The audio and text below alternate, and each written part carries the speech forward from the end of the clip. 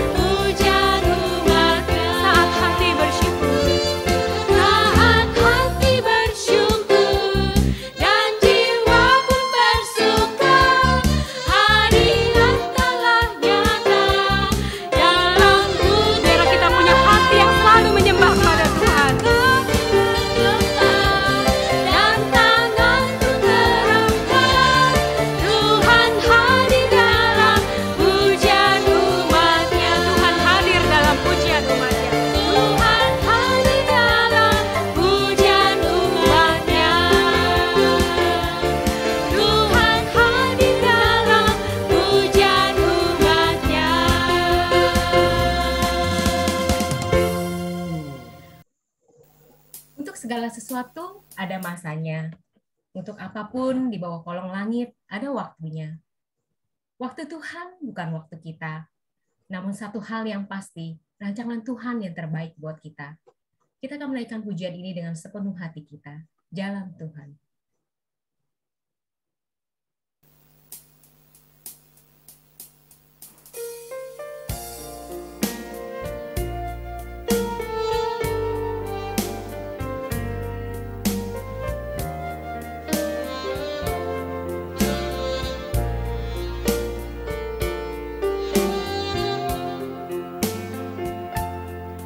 Ada waktu di hidupku cobaan berat menekan, aku berseru, mengapa ya Tuhan, nyatakan kehendak-Mu. Jalan Tuhan bukan jalan-Mu, jangan bimbang ataupun ragu. Nantikan Tuhan jadikan semua indah pada waktunya. Pada Tuhan masa depanku, pada Tuhan ku serahkan hidupku. Nantikan Tuhan berkarya, indah pada waktunya. Kita mau serahkan semua pergumulan kita, kekhawatiran kita ke dalam tangan kuasa Tuhan. Kita mau terus bersandar pada tangannya yang kuat dan berkuasa. Dengan penuh iman kita serahkan hari esok kita. Hari esok tiada ku tahu, namun tetap langkahku maju. Ku yakin Tuhan jadikan semua indah pada waktunya. Pada Tuhan masa depan, pada Tuhan masa depanku, pada Tuhan ku serahkan hidupku. Nantikan Tuhan berkarya, indah pada waktunya. Kita serahkan masa depan hidup kita pada Tuhan masa depanku, pada Tuhan ku serahkan hidupku. Nantikan Tuhan berkarya, indah pada waktu. Kita nantikan Tuhan berkarya. Nantikan Tuhan berkarya,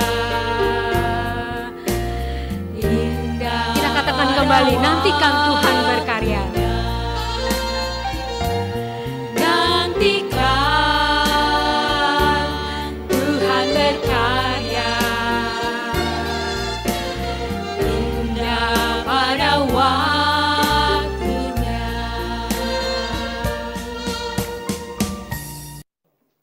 Mari jemaat yang dikasihi Tuhan, kita bangkit berdiri untuk menerima votum dan salam.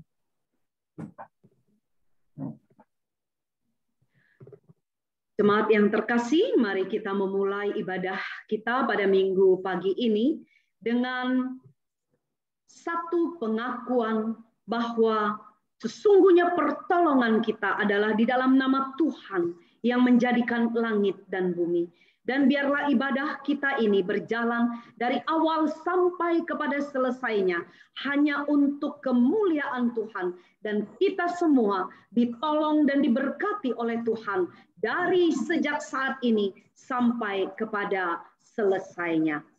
Amin.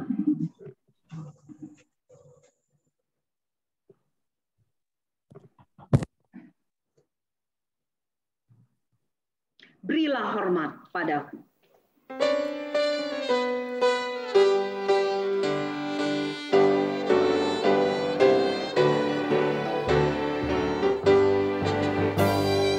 Berilah hormat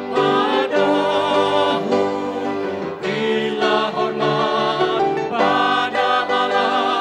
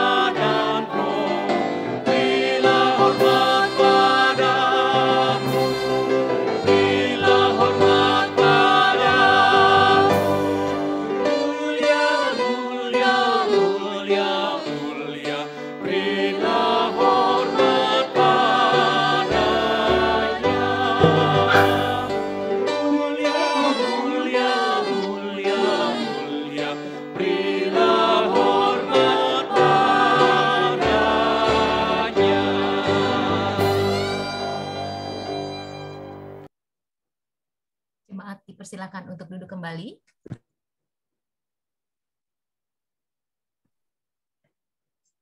Nah, henti-hentinya kita mau selalu bersyukur dalam kehidupan kita ya. Kita mau selalu puji Tuhan kita dengan tetap penuh semangat dan bersukacita. Kita kembali meninggikan Allah kita dengan menaikkan pujian. Terpujilah nama Yesus.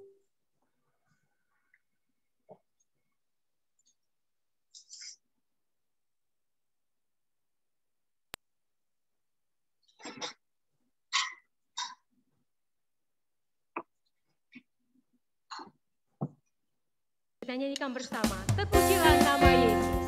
Dengan penuh semangat dan sukacita, kita sambil bertepuk tangan nyanyikan lagu.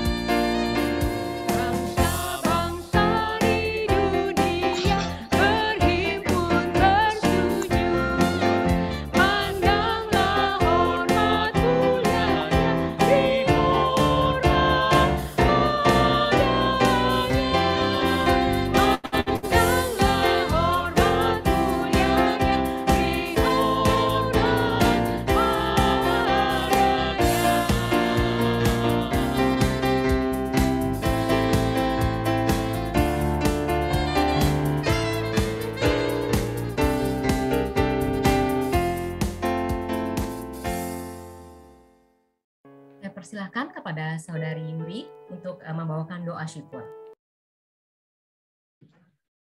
Mari teman-teman kita sama-sama berdoa.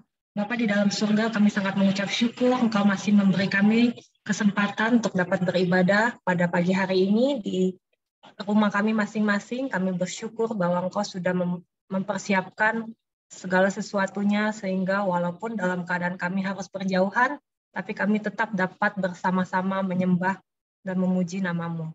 Tuhan Yesus, tolong kami, kiranya Engkau sendiri yang memberikan kami hati yang sungguh-sungguh taat kepada Tuhan, sungguh-sungguh mau berkonsentrasi dan mendengarkan firman Tuhan, dan kami sendiri juga disucikan sehingga kami boleh layak di hadapan-Mu. Terima kasih Tuhan, dalam nama Tuhan Yesus kami berdoa dan mengucap syukur. Amin. Amin. Kita akan mendengarkan bacaan firman, ya, bacaan Mazmur yang akan dibacakan oleh Saudara Araya. Pembacaan Mazmur 66 ayat 5 sampai 7. Pergilah dan lihatlah pekerjaan-pekerjaan Allah. Ia dahsyat dalam perbuatannya terhadap manusia.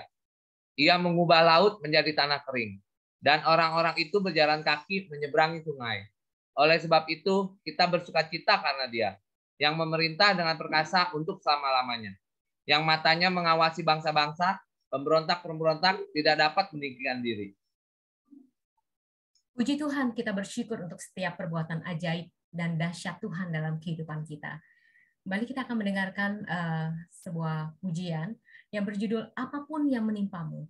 Kata-katanya sangat indah sekali ya. Apapun yang menimpa kita, Tuhan akan selalu menjaga kita. Dalam waktu tenang maupun tegang, Tuhan akan menjaga kita. Biarlah kita mau selalu dekat dan melekat pada Tuhan untuk tiap langkah kehidupan kita. Mari kita mendengarkan pujian yang begitu indah buat kita semua.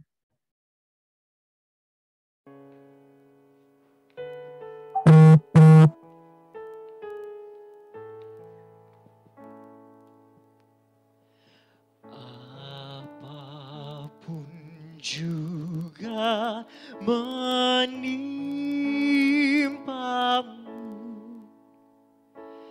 Tuhan menjagamu.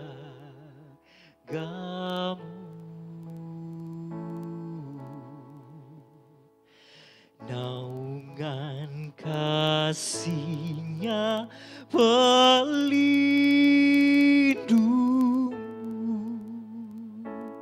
Tuhan menjagamu.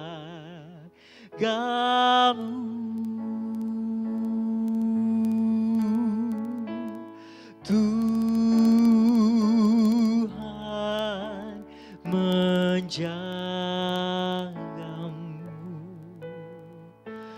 waktu tenang atau tegang.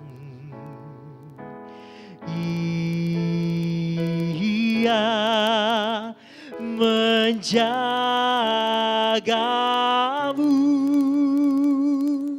Tuhan menjagamu.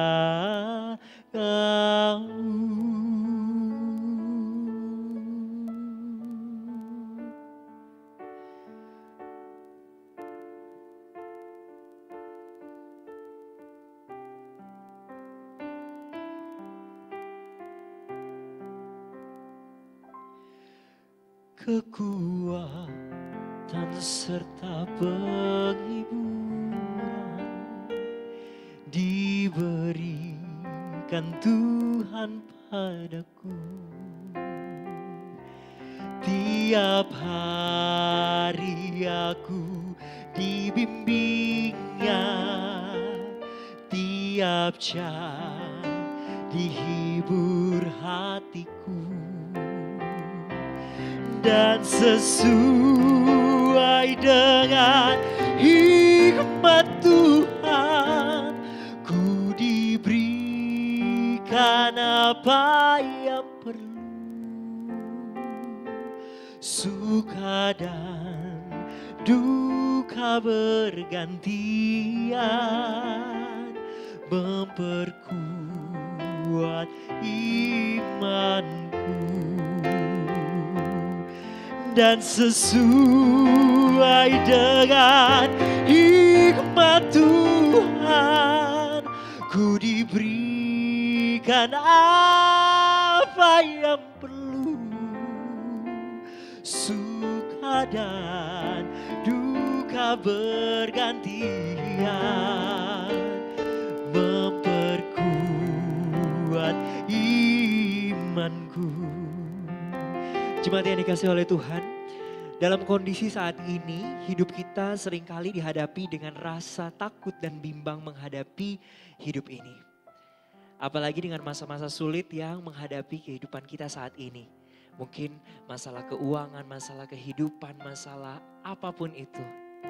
Terutama dengan COVID ini ya, rasanya begitu berat begitu hidup kita. Namun ingat satu janji Tuhan bahwa kekuatan dan penghiburan selalu Tuhan berikan. Dan Tuhan selalu memberikan itu dalam kehidupan kita. Tidak perlu takut, tidak perlu khawatir, tetap beriman, yakin bahwa kasih dan penyertaan Tuhan selalu ada. Bersama-sama dengan kita. Kita tidak akan kekurangan, tidak akan menjadi orang yang penuh dengan segala sesuatu yang berkekurangan. Tidak berlebihan mungkin, namun Tuhan akan mencukupkan itu. Yakinlah itu dalam kehidupan kita. Kekuatan serta penghiburan diberikan Tuhan padaku. Tiap hari aku dibimbingnya, Setiap dihibur hatiku, dan sesuai dengan hikmat Tuhan, ku diberikan apa yang perlu, suka dan duka bergantian, memperkuat imanku. Suka dan derita bergantian, memperkuat imanku.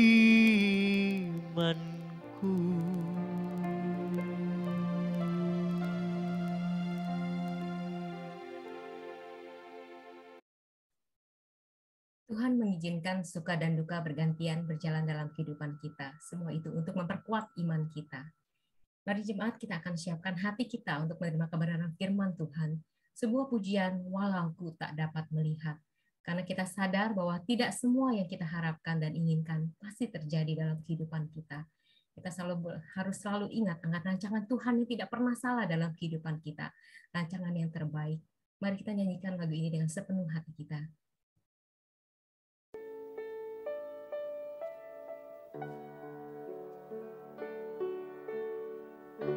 Kita sadar tidak semua apa yang kita inginkan pasti terjadi. Satu hal, rancangan Tuhan yang terbaik buat hidup kita.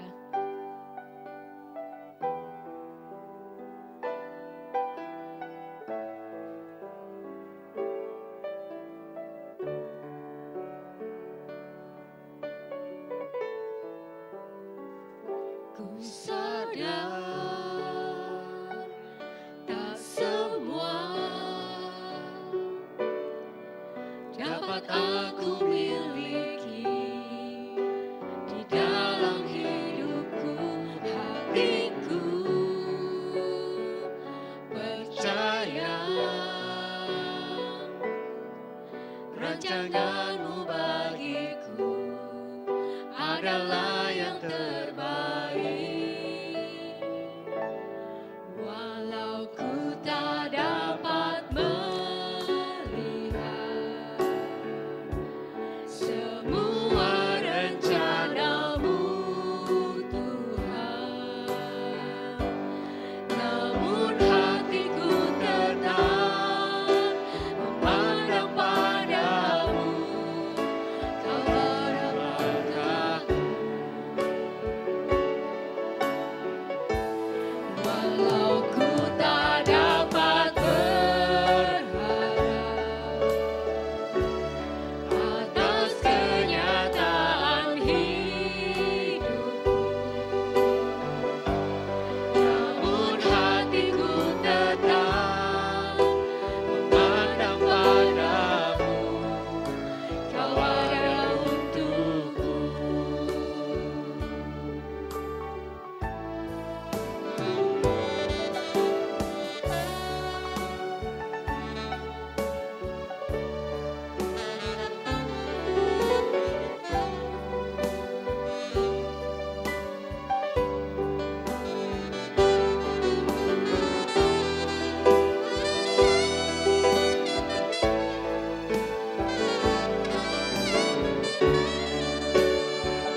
Tuhan ingin kita punya hati yang taat.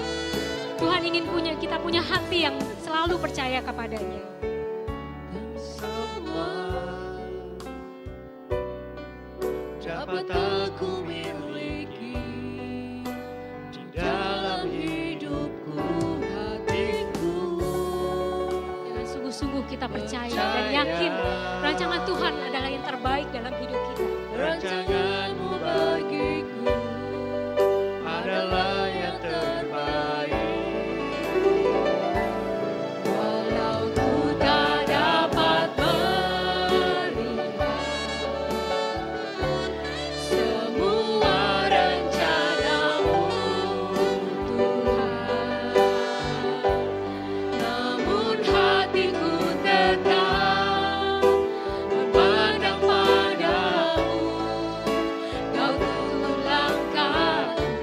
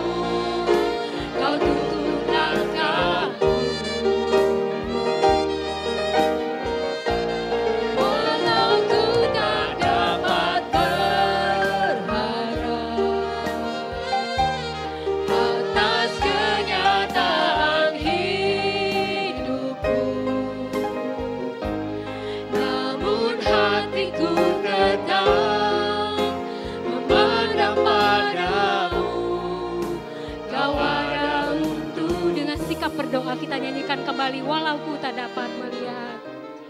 Walau ku tak dapat melihat semua rencana-Mu, Tuhan,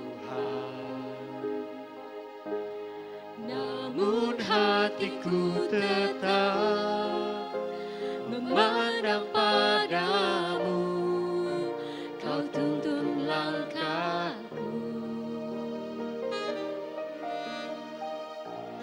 Walau ku tak dapat berharap atas kenyataan hidupku, namun hatiku tetap memandang padamu. Kau ada untukku.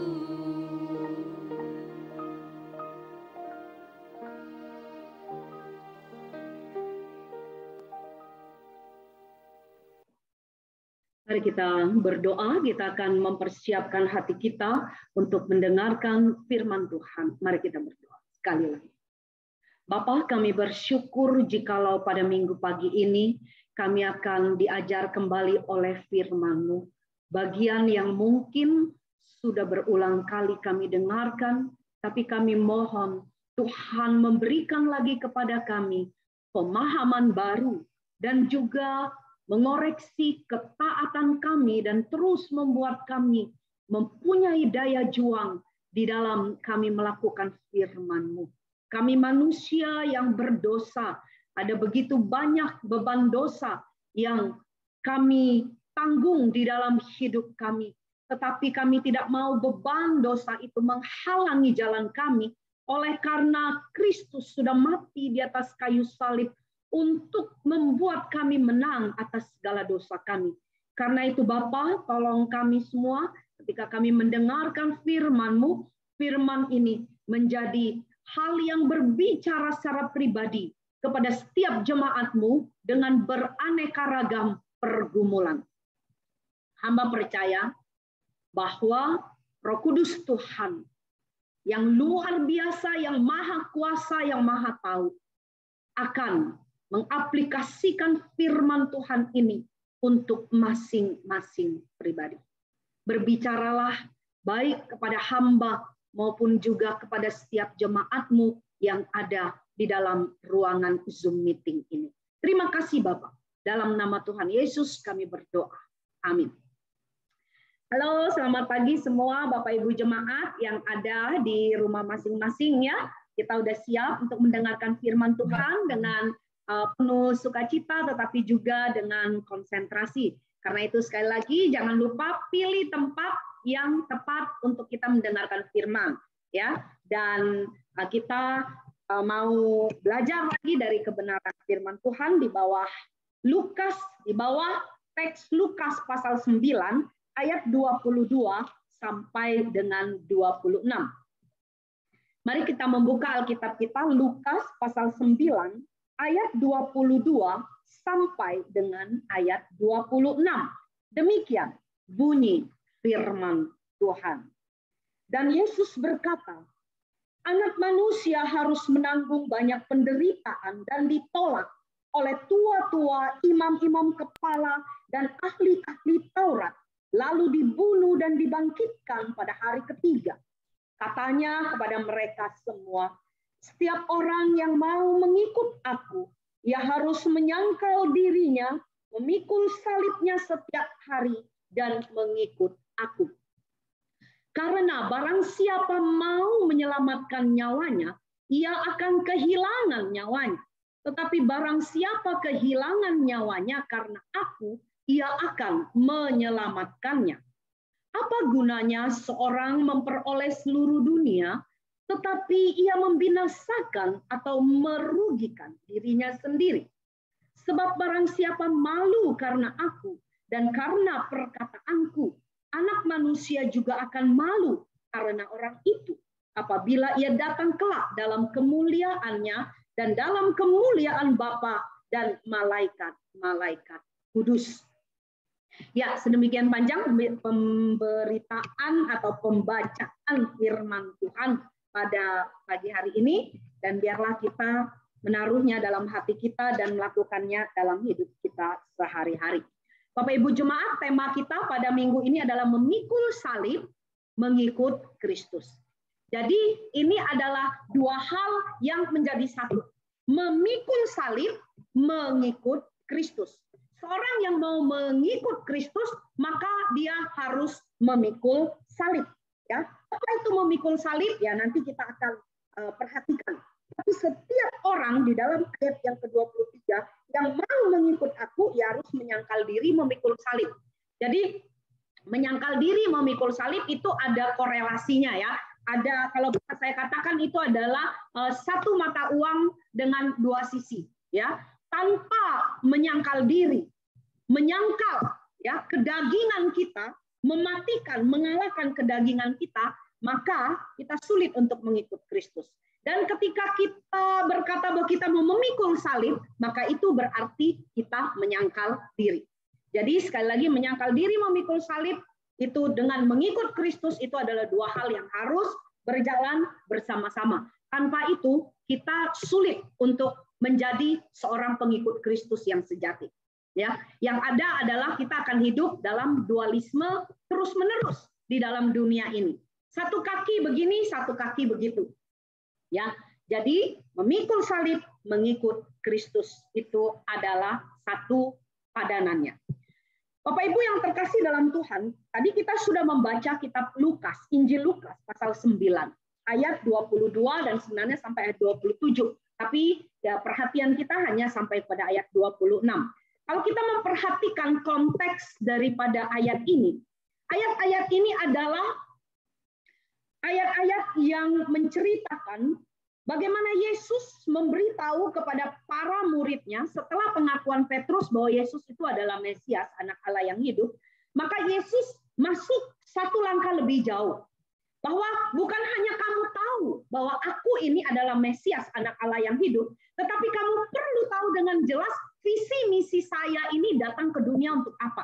Nah, ini Yesus kasih tahu untuk pertama kalinya bahwa saya akan menderita, saya akan dibunuh mati, bahwa saya akan begini, begitu, sampai di ayat 22, Yesus nggak berhenti sampai pada dibunuh, ditangkap, ya, dihina, dicaci, ya, tetapi dia akan mati tapi bangkit pada hari yang ketiga.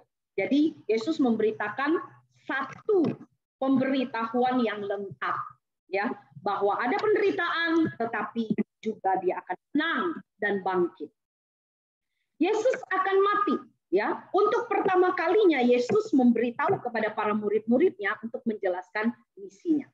Mengapa? Karena dia mau setiap pengikutnya, setiap orang yang percaya kepadanya itu menyiapkan hati dan mempunyai satu motivasi yang lurus.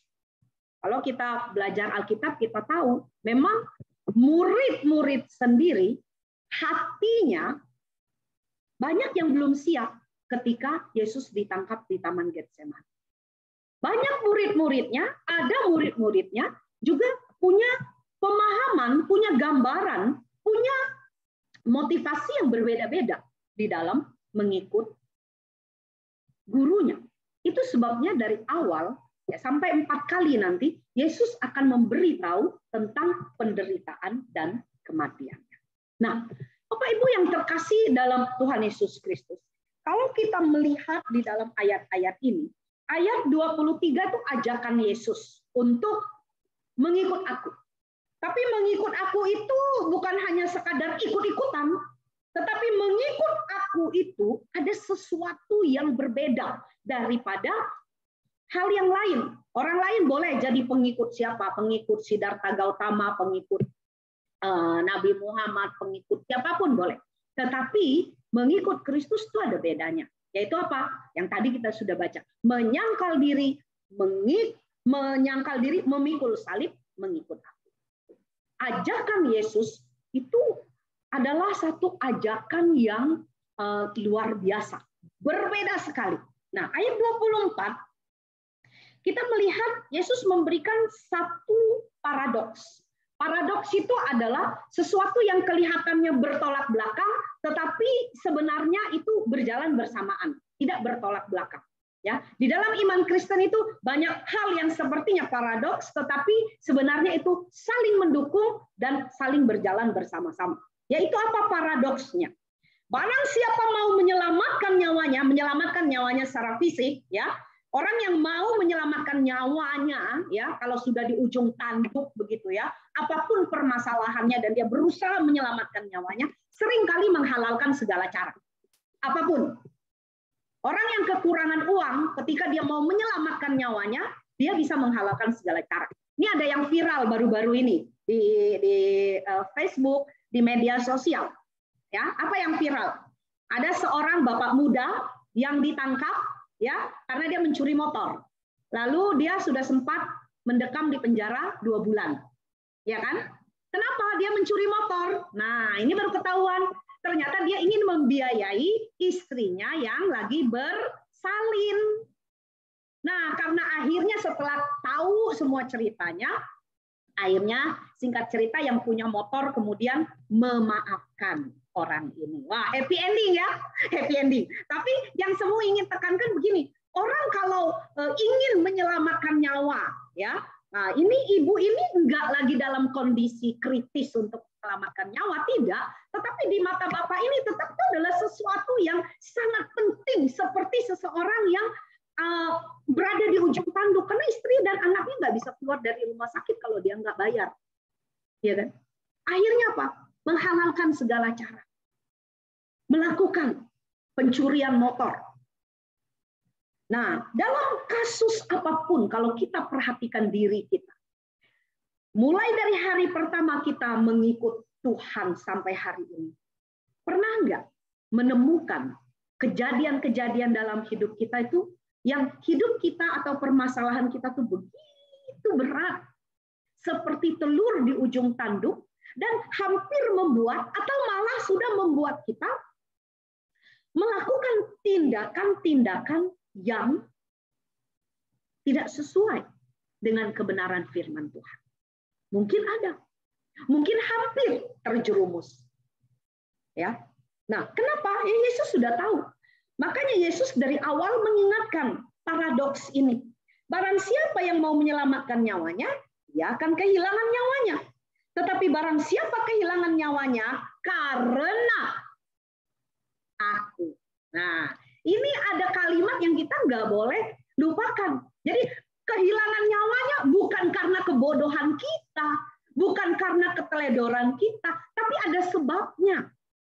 Ya, kehilangan nyawanya karena aku, maka ia akan menyelamatkannya. Ini memang berat, Bapak Ibu, apalagi zaman Tuhan Yesus, waktu Yesus berbicara ini. Itu adalah kekristenan yang baru akan muncul di awal-awal, itu banyak sekali pertentangan, dan nyawa adalah taruhannya. Jadi, orang yang mendengar, murid Yesus yang mendengar kalimat di ayat 24 ini sangat paham, sangat kontekstual. Kalau kita mungkin kita nggak kontekstual, karena kita nggak hidup di zaman yang seperti begini. Tapi mungkin kalau kita hidup di negara-negara yang sangat ekstrim, yang sangat-sangat ingin istilah kata melindas Injil atau kekristenan, ayat ini akan sangat kontekstual. Pasti akan sangat kontekstual. Hari ini kita masih happy-happy kok, ke gereja nggak ada yang larang, ya kan? Baca Alkitab nggak ada yang larang, nggak ke gereja juga nggak ada yang larang, ya kan? Nah, ayat 25, Yesus memberikan apa? Bukan hanya sekadar paradoks, dia memberikan suatu perbandingan yang memang perbandingan itu yang nyata kok sering dipilih oleh orang sehari-hari tanpa pikir panjang, tanpa melihat bahwa perbandingan itu layak apa tidak. Hal itu pantas atau tidak diperjuangkan. Manusia kadang suka nggak mau mikir, pokoknya penting saya mau. Tapi dia tidak melihat yang dia mau itu pantas nggak diperjuangkan dengan nyawanya, dengan hidupnya, dengan tetesan air matanya, dengan keringatnya, pantas enggak? Apa gunanya seorang memperoleh seluruh dunia, tetapi ia membinasakan atau merugikan dirinya sendiri? Ini perbandingan. Kalau orang, ya, berdasarkan ayat 25, kalau orang itu menganggap seluruh dunia ini, harta dalam seluruh dunia ini penting, lalu dia cari dengan sekuat tenaga, kemudian hal itu sampai merugikan dirinya sendiri sehingga dia tidak bisa mencicipi hasil keringatnya sendiri. Pertanyaannya kata Tuhan, untuk apa? Untuk apa? Cari uang supaya bisa beli mobil yang harganya berapa M gitu. Tetapi kemudian tiba-tiba dia sendiri kena stroke. Nggak bisa tuh kendarai mobilnya. Ya kan, mobilnya jadi dipajang aja tuh di garasi. Atau nanti kalau udah kehabisan duit ya udah dijual untuk berobat. Ya apa gunanya gitu. Iya kan? Itu adalah hal-hal yang sebenarnya Tuhan sedang mengajak untuk berpikir ini bukan hal yang sepele-sepele dalam hidup. Kamu mau seluruh dunia, tetapi kemudian kamu mati dalam kebinasaan karena dosa, apa gunanya? Apakah kamu akan terus hidup di dunia? Tidak. Hidup manusia itu ada batasnya. Jadi satu perbandingan yang manusia harus pikir dan pilih apa yang pantas untuk diperjuangkan, apa tidak. Ayat 26. Sebab barang siapa malu karena aku dan perkataanku, maka suatu hari aku juga akan malu dan tidak mau mengakui dia. Itu kalimat sederhananya. Kamu malu mengakui aku juga malu mengakui kamu. Apakah ini balas dendam? Bukan. Yesus sedang berbicara tentang konsekuensi daripada setiap yang kita lakukan. Setiap yang kita lakukan tuh ada konsekuensinya. Mau ikut Tuhan? Ada untungnya. Tidak mau ikut Tuhan? Ada konsekuensinya. Jadi kalau kita perhatikan ayat ini, kita melihat betapa luar biasanya Yesus memberikan kepada kita suatu paradoks, memberikan kepada kita nilai-nilai kualitatif yang harus kita pilih, lalu memberikan kepada kita dan mengingatkan konsekuensi-konsekuensi untung rugi yang kita dapatkan. Ya. Sebagai apa? Untuk menguji iman kita. Jadi esensi daripada iman Kristen itu adalah ketika kita masuk ya di dalam ajakan Kristus, maka kita akan melihat bahwa paradoks ini pada akhirnya menjadi sesuatu yang bukan memberatkan. Ajakan Kristus itu bukan satu ajakan yang legalis, hanya untuk mengikuti tuntutan. Kalau ikut Kristus harus begini, harus begini, harus begini, harus begini. Masuk gereja harus begini. Itu tuntutan legalis yang membuat kita tuh menjadi, aduh ikut Kristus tuh nggak ada happy-happy-nya ya. Ikut Tuhan tuh nggak ada seneng-senengnya, semua berat. Apakah begitu? Bukan. Yesus sedang menunjukkan suatu paradoks. Kalau kamu mengikut aku, ya, kalau kamu mengikut aku, kamu akan merasakan ada derita, ada bahagia. Ada kehilangan, tapi kamu akan mendapatkan. Ada sesuatu yang harus kamu buang supaya kamu bisa memiliki yang lebih berharga. Jadi, Bapak Ibu, mari kita mencoba untuk melihat, ya, mencoba untuk kembali memikirkan ketika Yesus berkata memikul salib, mengikut aku. Kita melihatnya dengan kacamata bahwa itu bukan suatu beban. Tapi itu adalah satu ajakan yang akan menyelamatkan kita. Bukan suatu beban. Bukan berarti hidup di dalam Kristus itu nggak ada penderitaan. Bukan. Tapi mengikuti perintah Tuhan itu bukan beban. Tapi perintah-perintah itu, kata Matius, itu kuk yang kupasang itu ringan. Tapi apa yang membuat kita tuh merasa menjadi berat? Karena antara mau taat akan firman dengan pergumulan dosa, itu yang membuat kita selalu berat.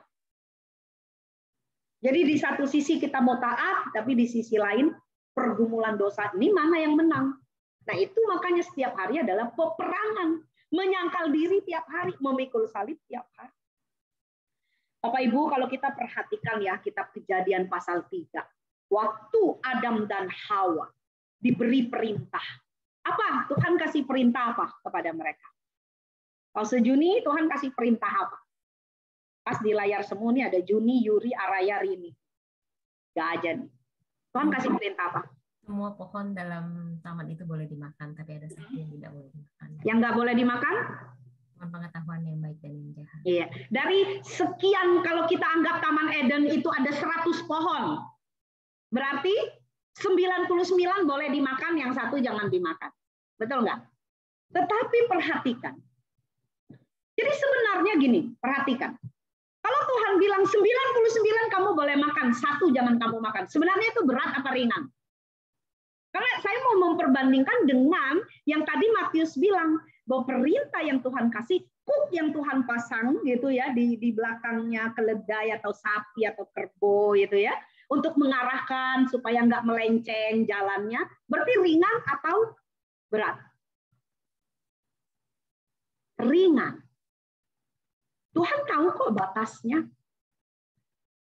Tuhan yang maha kuasa dan yang menciptakan manusia itu nggak mungkin nggak tahu batas kekuatan manusia. Itu cuma tinggal hati, pikiran, motivasi mau ikut apa enggak. Itu sebabnya ketika iblis datang untuk membuat satu keraguan-raguan, saya pakai istilah Hawa tuh mulai paranoid sebenarnya. Hawa mulai paranoid, takut, waduh ya takut ntar ikut perintah Tuhan aku jadi nggak happy nih. Kalau mengikuti tuntutan Tuhan, perintah Tuhan ini tuh nanti aku nggak tahu mana yang salah, mana yang benar. Ya kan itu kan pikiran Adam dan Hawa kan? Karena kan iblis bilang kalau kamu makan buah pengetahuan baik dan jahat, kamu akan seperti Allah, kamu akan tahu mana yang baik, mana yang jahat. Jadi iblis menaruh benih keraguan-raguan itu sehingga membuat mereka terhadap Tuhan sendiri jadi paranoid. Gambaran tentang Allah menjadi bergeser.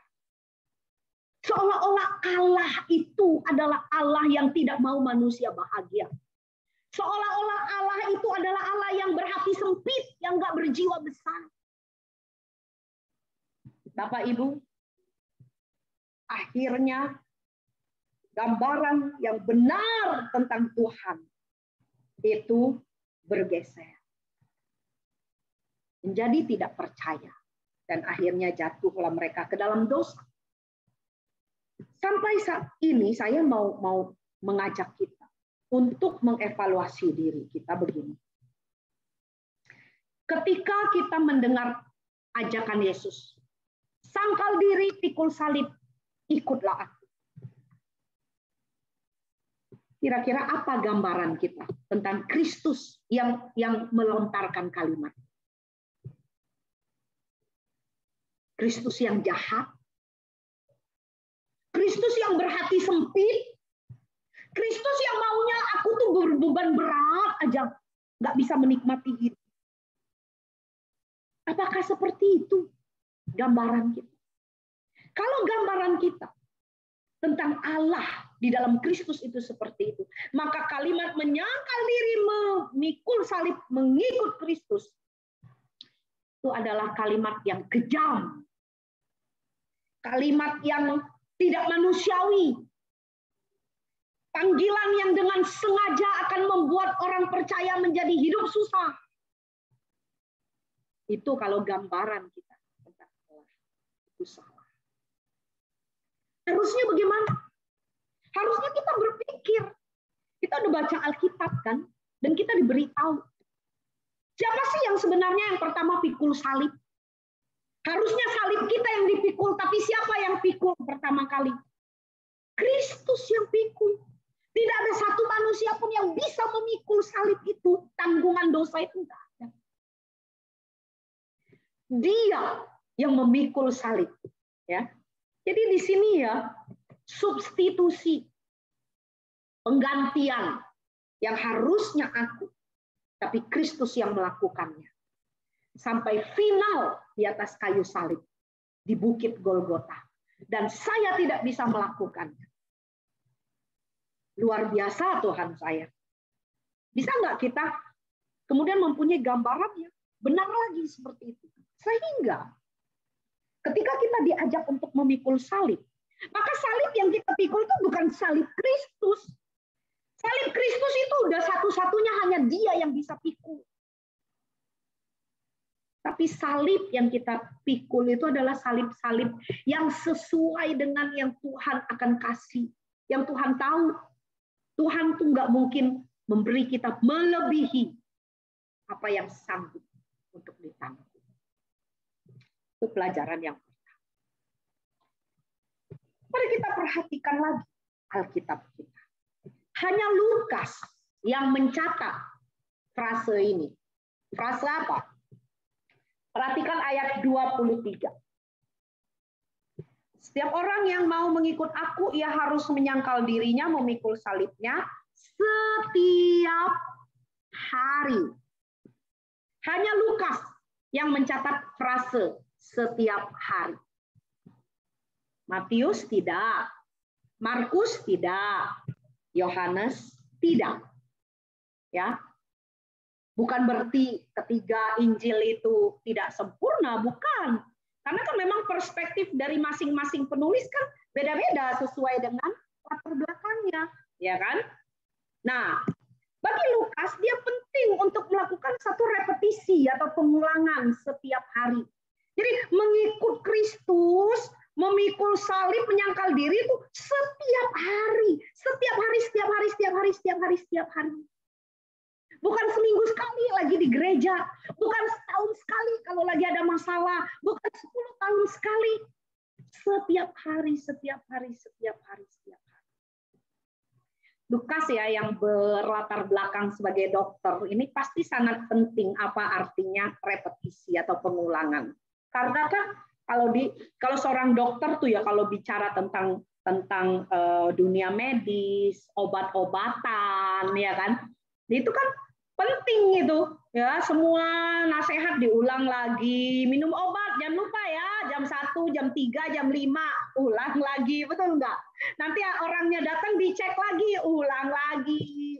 Sekarang aja nih tes PCR COVID, nggak cukup sekali kan? Ulang lagi. Pengulangan,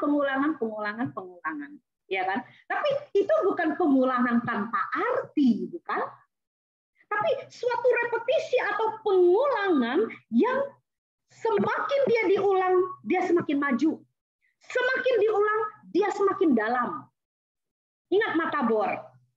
Mata bor, ya kan? Semakin berputar terus sih. Kalau dia nggak berputar kan dia bukan mata bor. Tapi semakin dia berputar, semakin dalam untuk mencapai titik yang memang pas. Mengikut Kristus dengan menyangkal diri memikul salib itu adalah setiap hari dalam hidup. Pemahaman Petrus pada waktu itu ya tidak salah pemahamannya. Pemahaman Petrus sangat harafiah. Mengikut Kristus memikul salib itu adalah bagi Petrus benar-benar disalib. Makanya dia waktu mati dihukum, dia minta disalib tapi dengan kepala terbalik. Kenapa? Karena bagi dia yang mengikut Kristus yang memikul salib, ya itu seperti itu. Jadi apa ya dibilangnya ya? Prinsip martir itu ada di dalam pemikiran Petrus. Tapi saya yakin bahwa Lukas dan kita semua sekarang bisa memperluas. Arti itu bukan hanya sekadar mati martir. Nggak tahu ya kalau nanti suatu hari di Indonesia kita pun harus martir, kita nggak tahu. Iya kan? Kalau Tuhan izinkan. Tetapi minimal nih sekarang, ya ternyata hidup yang dalam keseharian yang terus menyalibkan manusia lama kita, menyalibkan kedagingan kita, menyalibkan ego dan ambisi yang negatif, menyalibkan imajinasi-imajinasi liar, nafsu yang tidak sesuai dengan firman Tuhan. Itu yang harus dilakukan. Setiap hari. Masing-masing manusia punya kelemahan, bukan? Ya, pasti punya kelemahan. Kelemahan saya banyak sekali, banyak, nggak terhitung. 10 jari nggak cukup untuk memperlihatkan kelemahan saya. Itu tiap hari adalah satu perjuangan untuk mematikan itu. Artinya untuk mengalahkan itu. Kalau nggak pernah diperjuangkan, nggak pernah dibawa untuk berperang, ya nggak mungkin ada hasilnya. Nah, jadi kehidupan keseharian di mana kita kemudian menyalibkan hal-hal yang salah, hal-hal yang berdosa. Itulah salib.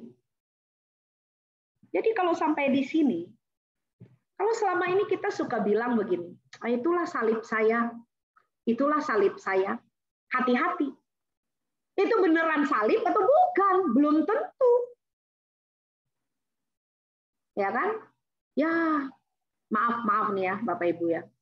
Misalnya ada yang kemudian melahirkan gitu ya, lalu dapat anak yang tidak normal, ya, cacat gitu, ya. Kita sering bilang ya udahlah, itu memang udah salibnya. Ya kan? Salibku.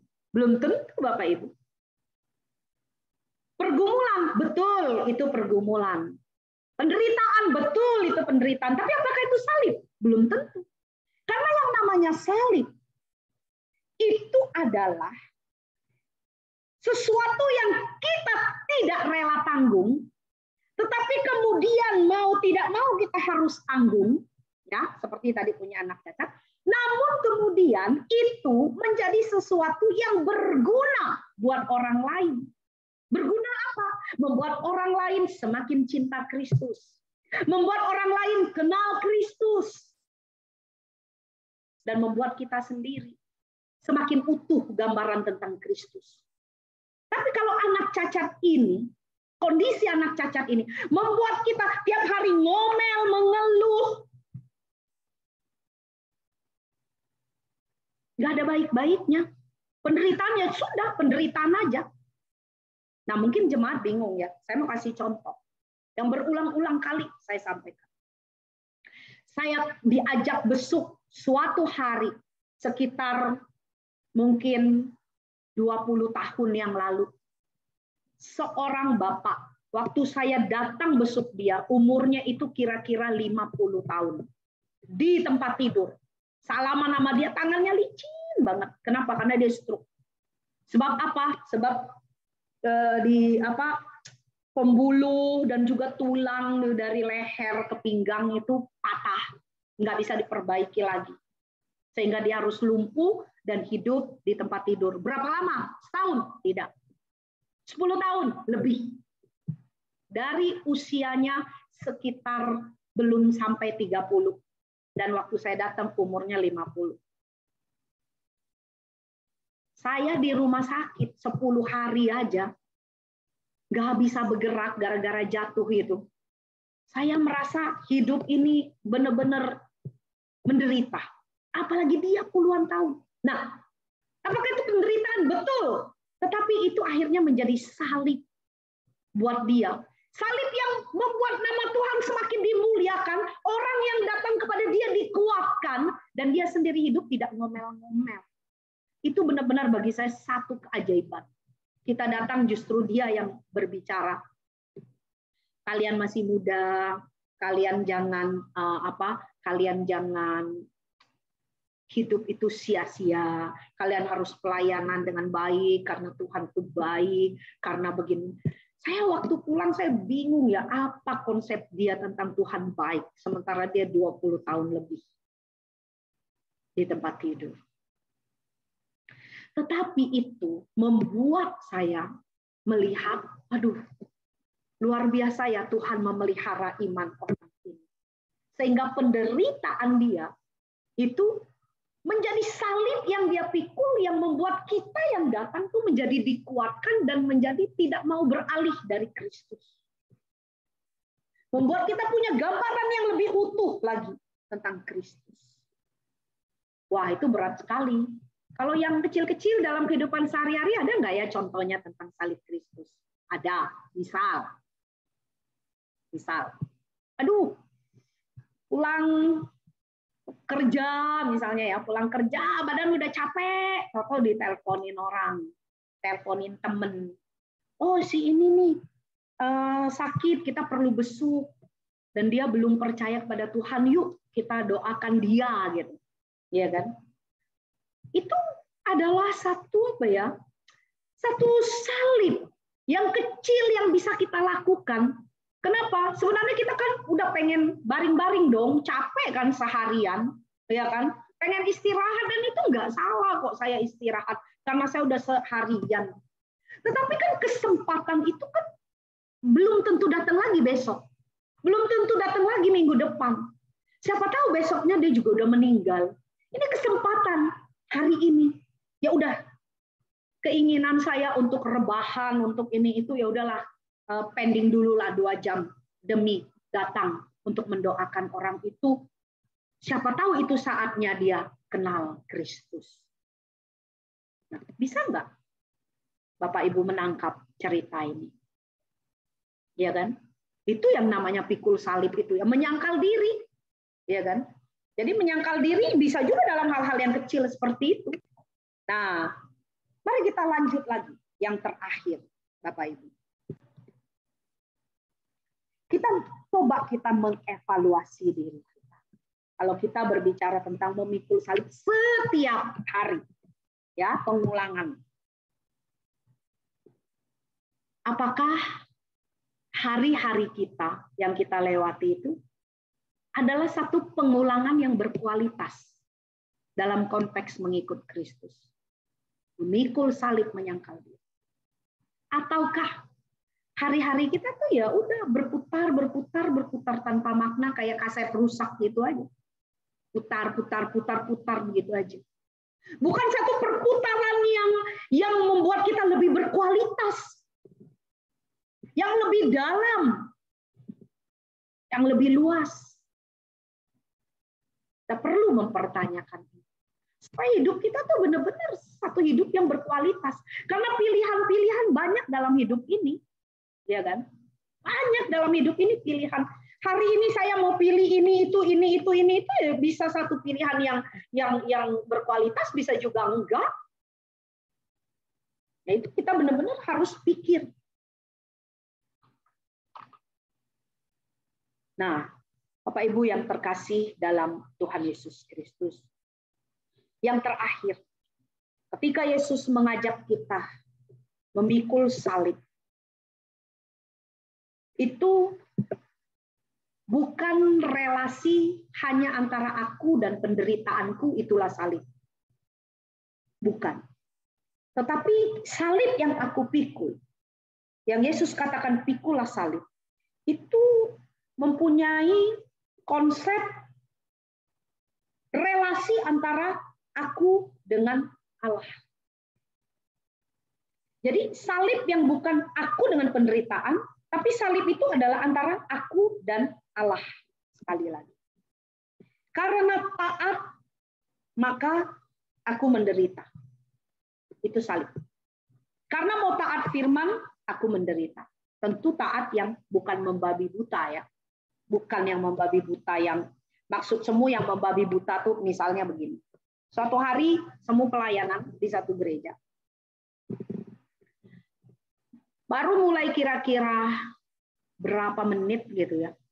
Ada orang di luar gereja, bapak-bapak, teriak-teriak.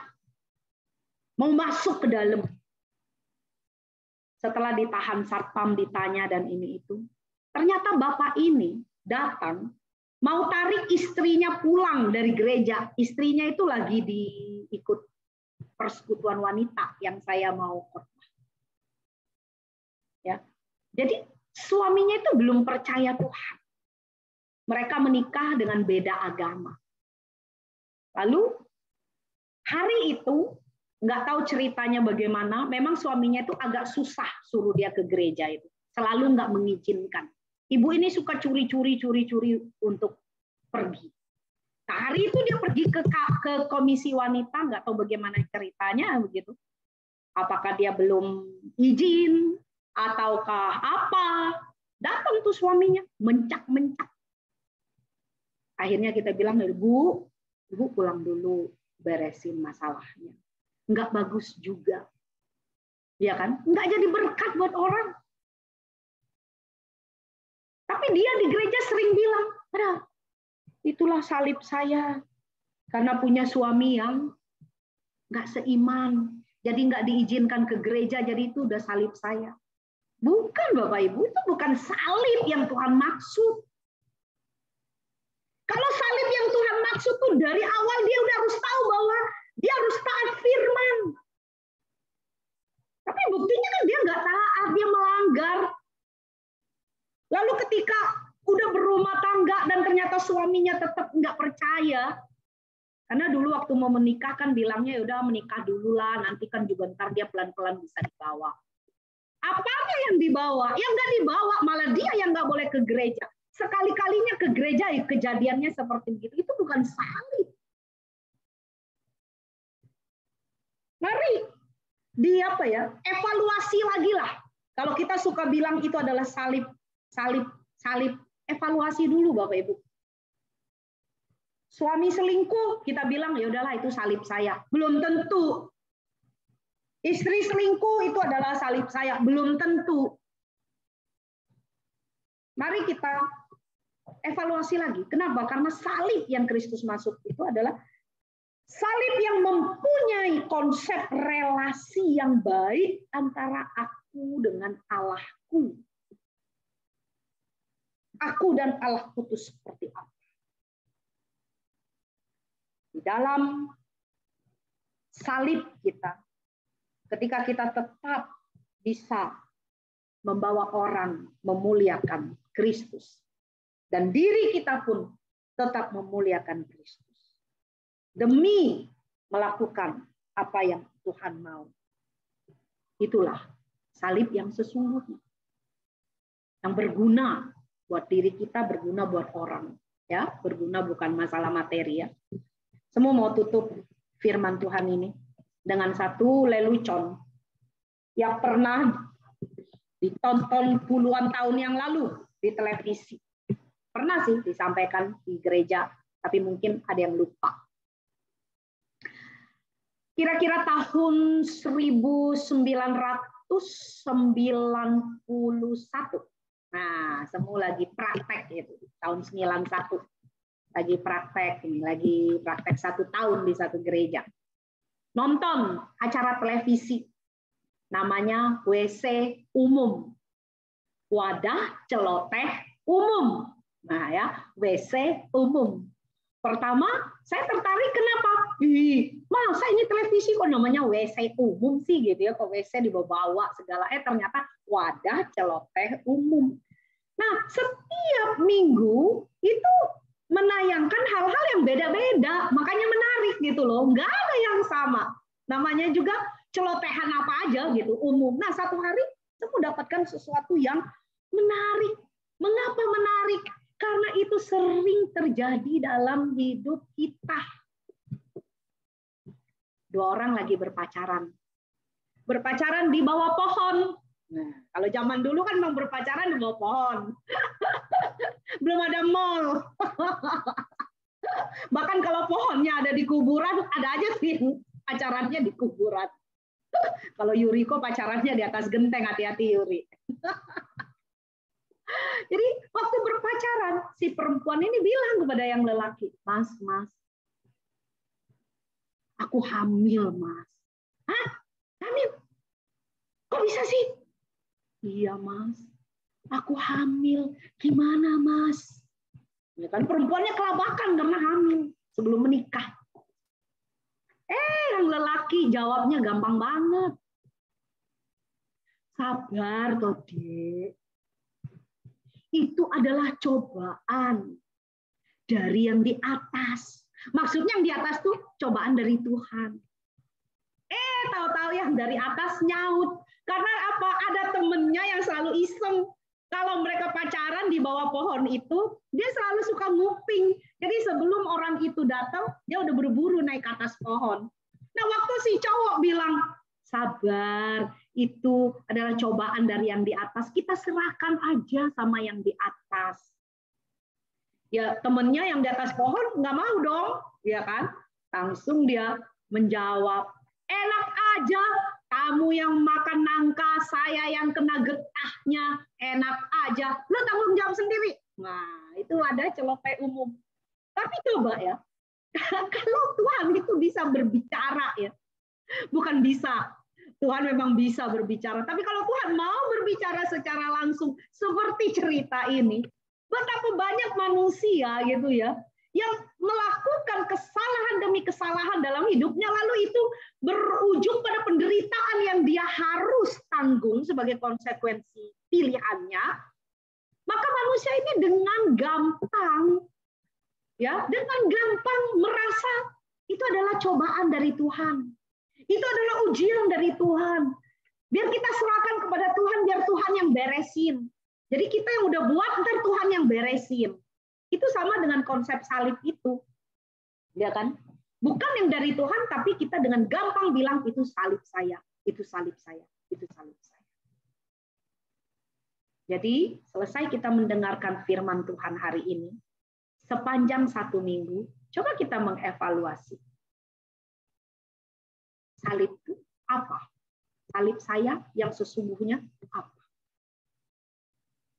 Jangan menghindar dari salib yang Tuhan mau kasih buat kita. Lalu yang tadi semua udah katakan, mari kita mengevaluasi gambaran kita tentang Allah itu apa? Gambaran yang benar atau gambaran yang salah tentang Allah? Harga yang harus kita bayar dalam hidup, kita sanggup nggak untuk melakukannya? Karena itu yang menyangkal diri. Nah, Bapak Ibu yang terkasih dalam Tuhan Yesus, kita mau ikut Kristus atau kita mau Kristus yang ikut kita? Saya mau ikut Yesus atau saya maunya Yesus yang ikut saya? Kalau Yesus maunya menyangkal diri, pikul salib, ikut aku. Bukan aku ikut kamu, kata Yesus. Salah jalannya nanti. Nah, Bapak Ibu yang terkasih, biarlah firman Tuhan hari ini membawa kita untuk kembali belajar dan belajar siapa Kristus yang sudah memikul salib menggantikan kita. Sehingga salib yang dia berikan untuk kita pikul, itu bukan salib yang berat seperti yang dia harus pikul. Mari kita berdoa. Bapa, kami bersyukur jikalau firman pada hari ini memberikan kepada kami pengertian ataupun penghiburan, ataupun juga mengevaluasi diri kami. Kami rindu Engkau berbicara kepada setiap anak-anak-Mu yang mendengarkan firman Tuhan ini. Mulai dari remaja, pemuda, dewasa, bahkan lansia, Roh Kudus Tuhan bekerjalah di dalam hati kami. Supaya firman Tuhan ini berbicara secara pribadi. Terima kasih Bapak. Terima kasih. Dalam nama Tuhan Yesus, kami berdoa. Amin.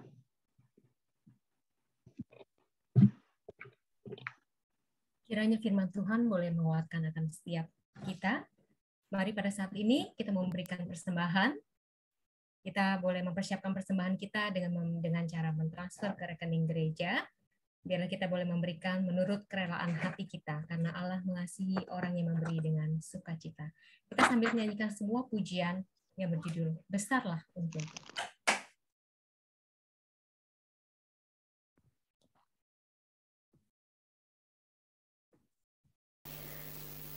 Satu Tawarik 29 ayat 14 mengatakan, sebab daripadamulah segala-galanya, dan dari tanganmu sendirilah persembahan yang kami berikan kepadamu. Kita akan siapkan persembahan kita sambil menyanyikan pujian, Besarlah Untungku.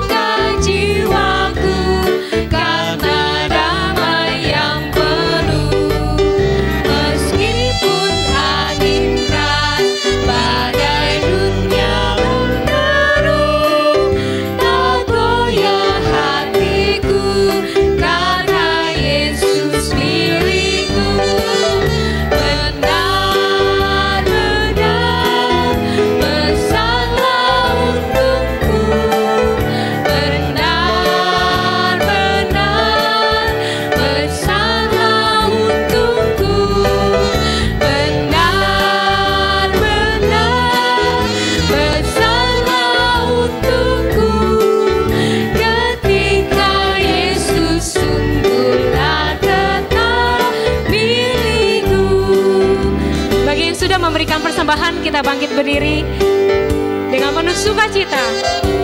Kita yakin sungguh Tuhan Yesus milik kita.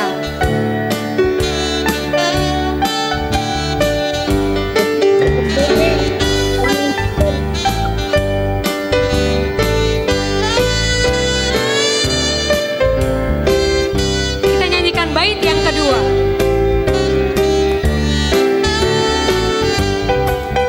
Kendati tiadalah hartaku di dunia, hatiku tak resah, tak bersungut berkesan, karena ku sungguh tahu jika Yesus milikku, tak sia-sialah segenap usahaku. Benar-benar besarlah untukku, benar-benar besarlah untukku, benar-benar besarlah untukku, ketika Yesus sungguh datang. Benar-benar besarlah untungku, benar-benar besarlah untungku, benar-benar besarlah untungku, benar-benar besarlah untukku, ketika Yesus sungguh datang. Ketika Yesus sungguhlah milikku, ketika Yesus sungguh datang. Kita katakan kembali, ketika Yesus sungguh datang milikku. Dengan tetap berdiri, kita akan menerima berkat.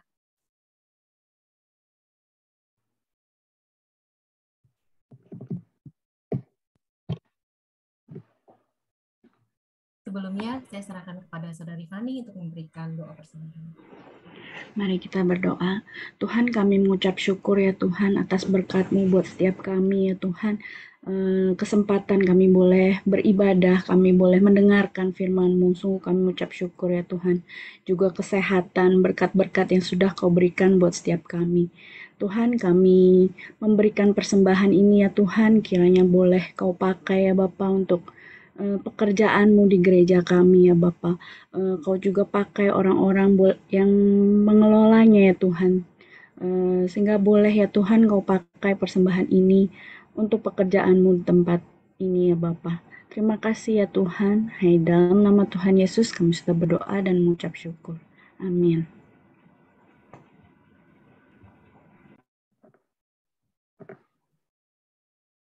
Ya, Bapak Ibu, mari kita bangkit berdiri. Kita akan mengakhiri ibadah kita pada minggu pagi ini dengan menerima berkat Tuhan dan kita tutup dengan doksologi. Tuhan memberkati engkau dan melindungi engkau. Tuhan menyinari engkau dengan wajah-Nya dan memberi engkau kasih karunia. Tuhan menghadapkan wajah-Nya kepadamu dan memberi engkau damai sejahtera, mulai dari saat ini sampai selama-lamanya. Amin.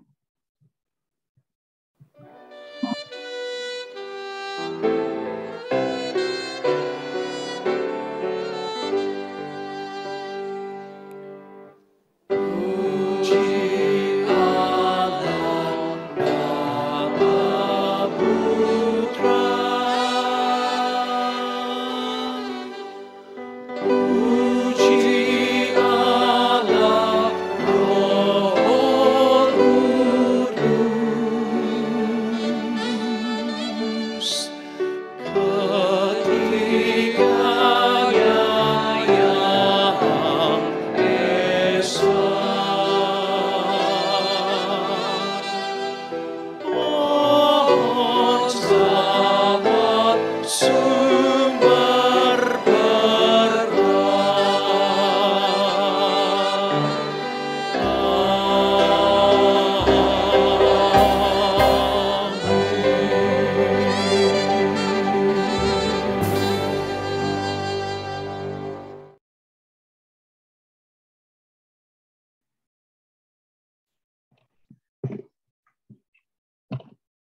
Ya Bapak Ibu, jangan keluar dulu dari Zoom ini.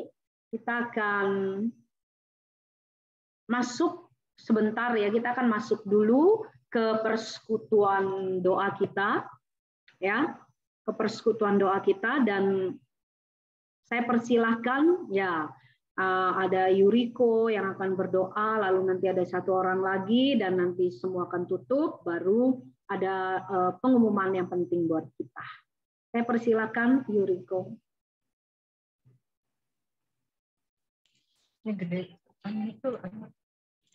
Ya, selamat siang semua. Puji syukur kita dikumpulkan kembali dalam ibadah minggu ini. Suara saya terdengar?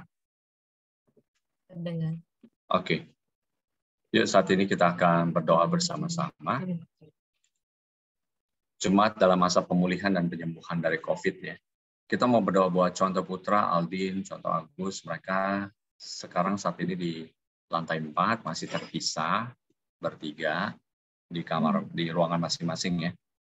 Dan belum bisa PCR, masih ada batuk untuk contoh Putra, Aldin dan contoh Agus sudah negatif, puji Tuhan. Ada keluarga Sarah, Indra, hasil antigen sudah negatif, tinggal batuk sedikit, kita doakan mereka, ada anak-anaknya dan juga orang tua. Kita serahkan juga keluarga Okta, keluarga adiknya Okta dalam masa pemulihan, adik yang cowok ya.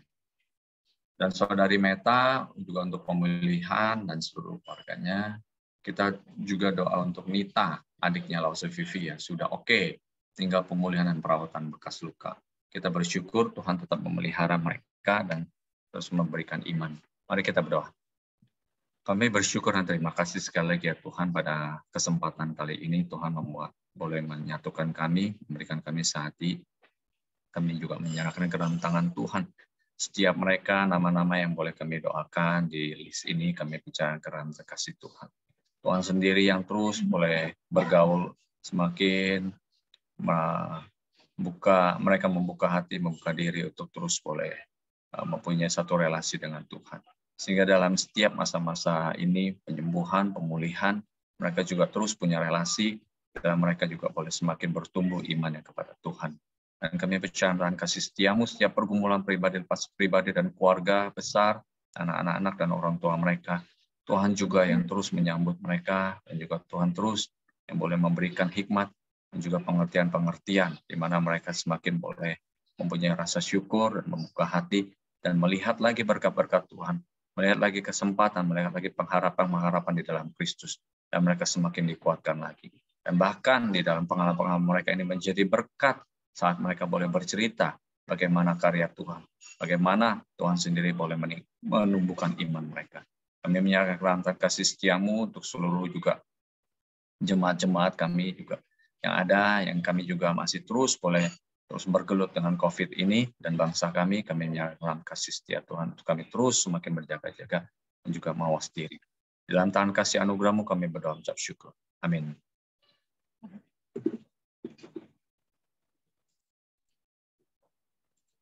Ya, saya serahkan kepada semua. Silakan Santi yang akan memimpin doa yang berikutnya. Silakan Santi. Teman-teman, mari kita berdoa. Bapa di dalam surga, kami mau berdoa untuk jemaat dan saudara-saudara kami yang masih dalam masa karantina. Kiranya Tuhan yang terus menguatkan mereka, menjaga mereka. Kiranya Tuhan yang sembuhkan mereka melalui obat-obat pengobatan yang mereka jalani. Tuhan berikan mereka semangat di masa karantina yang mereka jalani. Bapa di dalam surga, kami juga mau berdoa untuk keluarga Melia. Kami mengucap syukur Tuhan, di mana papa, adik, dan suaminya, dan juga keponakannya sudah membaik. Mereka akan melakukan PCR. Kiranya Tuhan yang tolong mereka dan hasil tes PCR sudah boleh negatif. Bapa di dalam surga, kami juga mau berdoa untuk keluarga Aldin, di mana mamanya, adik, dedinya, dan juga sepupunya, Cindy dan Ari masih batuk pilek.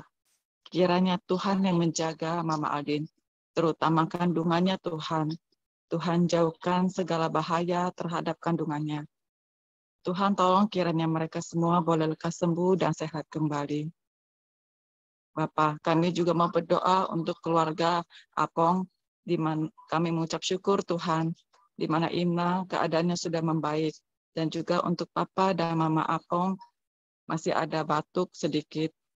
Kiranya Tuhan yang terus sembuhkan mereka secara total. Dan juga Tuhan yang memberikan semangat untuk Papa dan Mama Apong. Kiranya mereka di dalam masa pemulihan boleh terus percaya dan terus bersukacita di dalam Tuhan. Terima kasih Tuhan untuk segala penyertaan-Mu bagi mereka semua. Dalam nama Tuhan Yesus Kristus kami berdoa dan mengucap syukur. Amin. Oke, kita mau masuk di dalam pokok doa yang terakhir ini ya, ada nama-nama yang baru ya.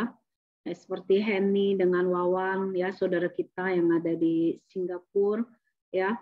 Juga apa ini? Oh, saya pikir Brian dan Santi positif. Oh, mereka akan PCR ya. Udah PCR, udah selesai Santi PCR-nya? Belum, semua ntar habis ibadah. Oh ya, habis ibadah ini ya, kita berdoa supaya bisa negatif dan keberangkatan ya bisa berjalan sesuai rencana. Juga untuk keluarga dari Fani, untuk AI Henny hasil antigennya positif ya, tapi hari ini tetap kan PCR ya. Biar Tuhan juga memberikan kekuatan kepada AI Henny dan Asuh. Juga untuk Lause Yunita ya. Nah, ini kita bisa baca di sini, nanti semua akan doakan sambil membaca ini ya. Mari kita berdoa. Bapak, kami mau berdoa lagi untuk saudara-saudara kami baik yang ada di Indonesia ini maupun yang ada di luar negeri, khususnya untuk Henny dan Wawan yang beserta dengan anak mereka yang terpapar COVID. Tuhan tolong supaya memberikan kepada mereka kekuatan, karena mereka dengan anak yang masih kecil ini yang kemudian menjadi sulit makan, susah makan, Tuhan berikan kesabaran dan ketenangan, obat-obat vitamin yang dimakan, biarlah Tuhan menggunakan itu sebagai kesembuhan untuk Henny dan Wawan. Dari tempat ini kami berdoa supaya sukacita dari Allah itulah yang melingkupi mereka. Damai sejahtera yang melampaui segala akal itulah juga yang menaungi mereka.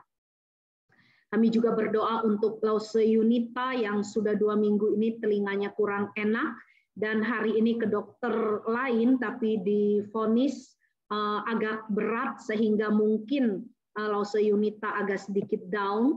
Biarlah Tuhan kami juga tetap mendukung anakmu ini ke dalam tangan Tuhan. Dia akan melakukan terapi dan akan dicek ulang pada 10 hari yang akan datang. Tuhan tolong kuatkan hatinya untuk bisa melihat bahwa pengalaman ini atau kejadian ini tetap bisa membawa dia untuk berharap kepada Tuhan, tabib di atas segala tabib. Biarlah segala yang dibutuhkan, sungguh kami mohon Tuhan yang ikut campur tangan. Bukan hanya pada masalah biaya, tetapi terutama pada kesehatan mental pikiran daripada Lause Yunita. Sehingga itu ikut membantu untuk kesehatan telinganya. Terima kasih Bapak, kami percaya Kau juga menolong dan tidak meninggalkan anakmu ini. Kami juga berdoa untuk AI Henny dan Asuh Ivin yang hasil tes antigennya positif, khususnya AI Henny, tapi hari ini mereka berdua akan melakukan PCR. Biarlah Tuhan kami juga serahkan ke dalam tangan Tuhan. Tuhan berikan kekuatan kepada AI Henny dan Asuh Ivin, sehingga dengan kekuatan dari Tuhan mereka tetap menghadapi bencana ataupun pandemik yang memang menjadi bencana di negara kami ini, dan tidak seorang pun yang tahu dan bisa menyadari bagaimana bisa tertular oleh karena begitu cepatnya virus ini menularkan dirinya. Karena itu Bapak, kami juga menyerahkan AI Henny dan Asuh Ivin, kekuatan dari Tuhan itulah yang ada pada mereka dan pikiran yang tenang, sehingga ketenangan itu membuat mereka dapat cepat pulih. Kami juga berdoa untuk Brian dan Papa Mama Santi tanggal 1 Maret rencana akan berangkat pulang ke Sydney melalui Singapura, dan hari ini akan PCR. Tuhan, kami sungguh berharap dan menolong sehingga hasil PCR yang negatif ini akan membuat perjalanan mereka bisa dilaksanakan sesuai rencana. Tuhanlah yang ada di balik ini semua, yang memberikan pimpinan, memberikan tuntunan. Kalau Tuhan berkenan, maka kami percaya tak ada satu pintu yang tertutup. Tetapi Bapa, semuanya kami serahkan ke dalam tangan-Mu, karena Engkaulah yang sungguh tahu apa yang ada pada hari-hari kami di depan. Di dalam tangan-Mu lah semuanya kami serahkan. Sekali lagi Bapa, hamba menyerahkan seluruh jemaat-Mu yang hari ini terpapar COVID ataupun yang sehat. Biarlah Tuhan kami terus melihat dan terus bersandar kepada-Mu, hal-hal yang kami tidak bisa hindari di dalam hidup kami di dunia ini. Kami tetap memohon kekuatan daripada Tuhan. Terima kasih Bapa, terima kasih. Inilah doa kami yang kami panjatkan hanya di dalam nama Tuhan Yesus Kristus. Amin. Ya, Bapak Ibu, ibadah kita sudah selesai ya. Kita kita mau beribadah lagi, tetapi kita masih belum bisa onsite ya.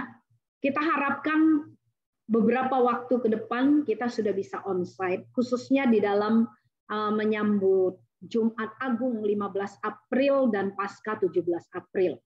Nah, di April itu kita harapkan kita sudah bisa onsite ya, dari minggu pertama dan seterusnya.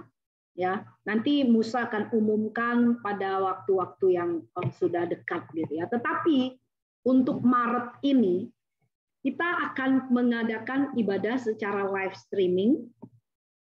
Yang hadir dalam ibadah di gereja itu hanya hamba Tuhan beserta dengan penata layan ya. Kita masih tetap dalam rangka untuk memutus rantai penyebaran virus Omikron yang sedemikian cepat. Sehingga dalam ibadah nanti pun live streaming sepanjang Maret itu liturgis tidak didampingi atau tidak bersama dengan singer ya. Jadi sekali lagi itu adalah upaya-upaya kita untuk sebisa mungkin tidak banyak orang dulu, dan juga dalam waktu yang sesingkat-singkatnya. Dalam arti, kita akan latihan, penata layan akan latihan, itu di hari Minggu pagi. 7:30 sudah latihan. Jadi, diharapkan tetap kualitas kita jaga, ya, dengan semampu kita, tetapi juga kita sambil menjaga kesehatan masing-masing. Jadi harap maklum, ya, dan terus dukung kami yang melayani sehingga ada kekuatan dari Tuhan dan juga terpelihara ya, sehingga ibadah ini dapat terus berjalan dengan baik. Ya. Musa masih khotbah ya. Dia khotbah live streaming juga ya. Salam dari Musa, kayaknya dia lebih lama daripada Semu. Ya.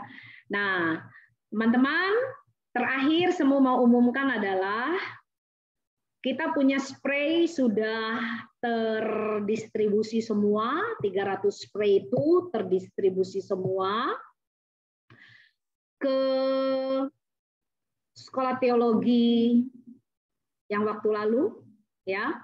Dan yang kedua adalah sisanya 88 spray kita kasih ke sekolah teologi Alitea ya, di tempat sekolahnya Contoh Agus sama Contoh Putra. Puji Tuhan, semua bisa jadi berkat ya. Nah, yang terakhir nih, gambar-gambar ini sudah tersedia sebagaimana janji Musa minggu lalu. Kita lihat progres pembongkaran lantai 3 dan lantai 2 mungkin ya juga sudah ya. Silakan teman-teman. Boleh lihat. Ini lantai 3. Iya, ini lantai 3. Sudah naik kusennya semua. Kusen sama dinding udah naik. Oh iya. Oke. Ini gambar keempat. Itu lantai 3 ya, Mas ya? Baca semua. 3 dulu semua. 3. Iya. Oke.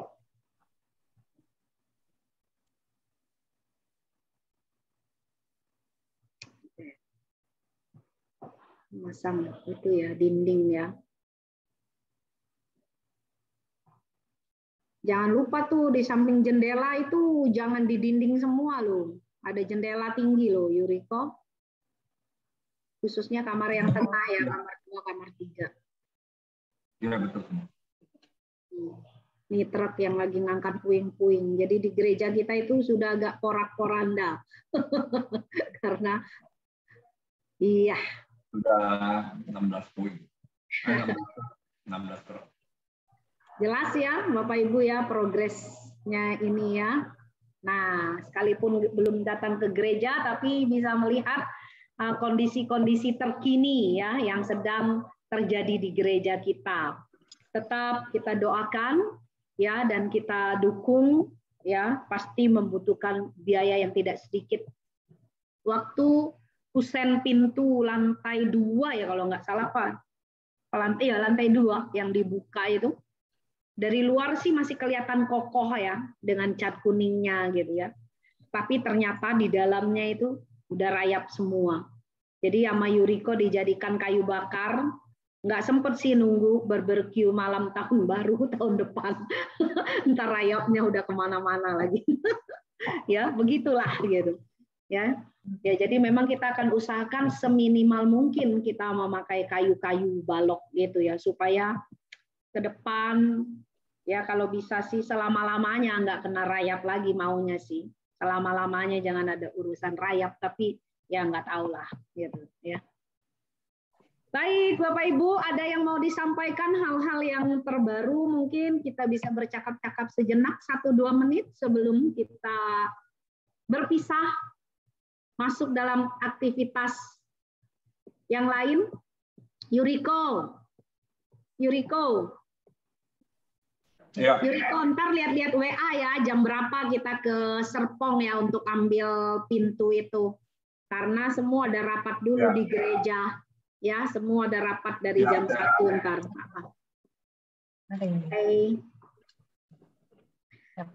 Oke, mana nih wajahnya AI Heni ya? Saya mau lihat wajahnya AI Heni nih. AI Heni ikut